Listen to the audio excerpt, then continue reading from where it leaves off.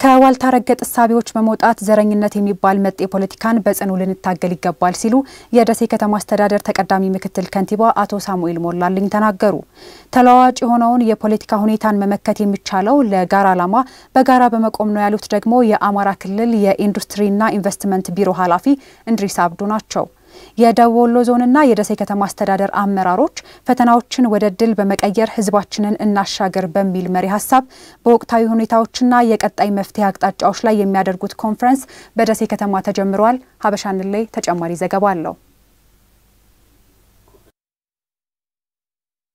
የደቡብ ወሎ ዞንና የደሴ ከተማ አስተዳደር አመራሮች ፈተናዎችን ወደ ድል በመቀየር ህዝባችንን እናሻገር በሚል መሪ ሐሳብ በወቅታዊ ሁኔታዎችና የቀጣይ መፍትሄ አቅጣጫዎች ላይ የሚያደርጉት ኮንፈረንስ በደሴ ከተማ መካሄድ ጀምሯል። የፕሮግራሙ መክፈቻ የተጀመረው በቅርቡ ህይወታቸውን ላጡት ለአቶ ግርማይ ሽጥላ የአንድ ደቂቃ የህሊና ጸሎት በማድረግና የጎህ ቃል ኪዳንን ለማስታወስ የጧፍ ማብራት ስነ ስርዓት በማድረግ ነው። በኮንፈረንሱ ላይ የእንኳን ደህና መጣችሁ ንግግር ያደረጉት የደሴ ከተማ አስተዳደር ተቀዳሚ ምክትል ከንቲባ አቶ ሳሙኤል ሞላልኝ ከዋልታ ረገጥ እሳቤዎች በመውጣት ዘረኝነትን መታገል እንዲሁም አንድ መሆን ይገባናል ሲሉ መልእክታቸውን አስተላልፈዋል። እኛ ኢትዮጵያውያኖች የምንታወቀው ዋልታ ረገጥ በሆነ የዘር ፖለቲካ ሳይሆን በእኩልነት ላይ የተመሰረተ ኢትዮጵያዊነት አቀንቃኞች መሆኑን ለማመሳጠር በጥልቀኝነት ሳይሆን በሐሳብ የበላይነት የምናምን መሆናችንን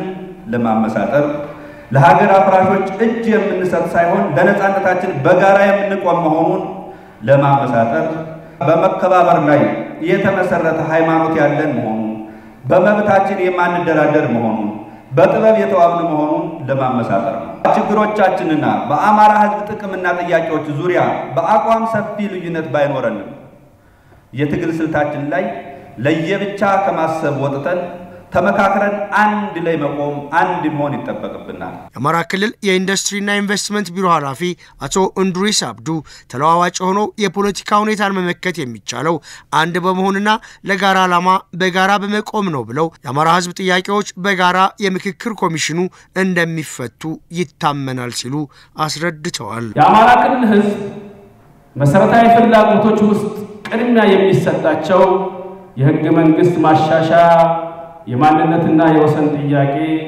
ፍትሃዊ ተጠቃሚነት የተሳሳቱ የፖለቲካ ትርክቶች እንዲታረሙና ከክልሉ ውጭ ያሉ የአማራና የክልሉ ህዝቦች የውክልናና የመብት ጥያቄዎች ህዝባችን ለለውጥ እንዲመጣ የታገለባቸውና ፓርቲያችን በግልጽ አቋም የወሰደባቸው ቢሆንም በቀጣይ በአገራዊ የምክክር ኮሚሽን ውይይት ትግበራ ሂደት ሊቋጩ እንደሚችሉ ተስፋ ተጥሎበታል።